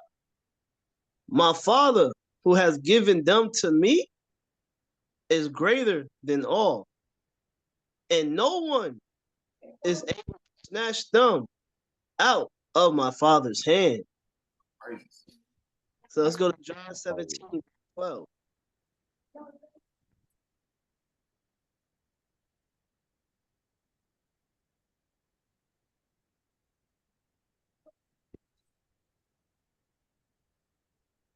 (17 and 12). Oh, yeah, let's get it. Yep. When I was with them in the world, I was guarding them in your name, which you have given me. Right? Talk about that sheep. I have watched over them, and not one of them perished. Right? And not one of them perished, except the son of destruction. And that's deep, right? The ones that's not being shepherded, right? The ones that's not the sheep, man, that's death. And it said that except the son of destruction, is like it's always that one black sheep. That's what they call it, right? That's what the world calls it, right? A black sheep. You know what I'm saying? That all went out. Son of destruction. That scripture might be fulfilled. Yep. And not one of them perished. So like he said, I ain't lose not one. Except the son of destruction, that the scripture might be filled. And that was it, huh? Praise. That's for sure. Hallelujah. Okay. All praise. All praise. Psalm 124. You just made me read 122 today. I'm like, you ain't keeping up with the numbers right now. Okay. The last week we read 122. You know? I just had you read 122 today? Yeah, you did. Okay, it's Psalm 123. All right, I'll put a dot next Make to sure y'all keeping it up, man. Oh, you I keep can't it. keep just going to the same psalm every week after week. And y'all just like, you know what I'm saying? I'm reading this, I'm like, I hope everybody see that we read this last week. You know what I'm saying? I saw that when you said I say within Citadel. Citadel. Okay, yeah. Yeah, I was like, word we read that last week. He's like, I don't never see that word that much. Very funny. Very funny. It was real funny, y'all. It was a little funny. Stop stunning. You gotta start doing stand-up comedy. You have 0 people at your show. You know what I'm saying? Not true. I know at least Big Man be there. All right. Psalms 123. Put a dot on 124 out. That's next week, okay? No, I gotta get my highlight. Go ahead, hit it. Okay. I shall lift up my eyes unto you who dwell in the heavens. See, as the eyes of servants are toward the hands of their masters, as the eyes of a female servant are toward the hand of her mistress, so are our eyes towards Yahuwah our Elohim until he shows favor to us, right? That mercy, all praises. Show favor to us, O Yahuwah, show favor to us. For we are exceedingly filled with mockery. Our being is exceedingly filled with the scoffing of those who are at ease, with the mockery of the proud. Praise Yah. And I also think we read that last week too. Oh, praise. Praise Yah. Praise Yah. Oh, praise. Oh, praise. All right. Hey. Shabbat shalom, y'all. You know what I'm saying? I'm ending this for everybody. Shabbat shalom. Before you end, so y'all brothers, I ain't get this defense.